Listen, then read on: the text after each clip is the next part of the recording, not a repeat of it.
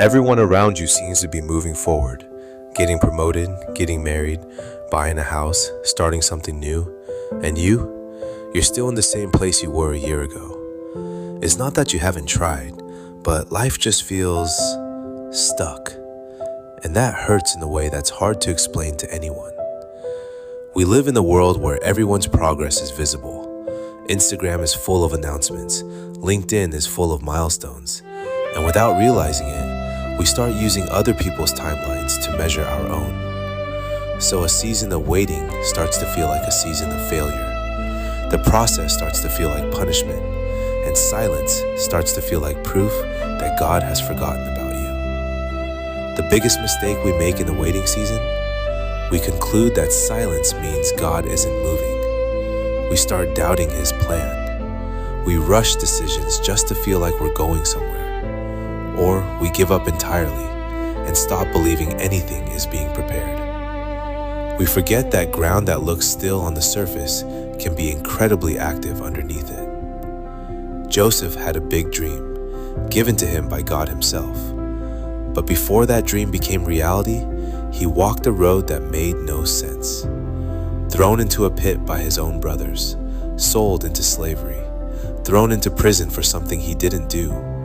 Year after year, silence, as if God had stopped speaking. But the Bible records one phrase that appears again and again throughout Joseph's story. The Lord was with Joseph. Not just when he reached the top, but in the pit, in the prison, when nothing looked like it was moving.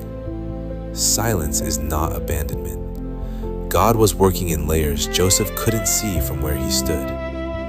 God doesn't work on your social media timeline. He's not rushing, He's not late. And the waiting season in His hands isn't exile, it's preparation. Joseph was thrown into a pit at 17. He stood before Pharaoh at 30. 13 years that looked like destruction from the outside, but were actually formation on the inside. He has made everything beautiful in its time. Not your time, not the time you asked for, His time, and His time is always right. Today, try a prayer you may have never prayed before. Not asking for this season to end faster, not asking for clarity or answers. Just this: God, open my eyes to what You are doing that I cannot see right now. Joseph didn't know while he was in prison that he was being prepared to save an entire nation. He just stayed faithful that day, and God led him one step at a time.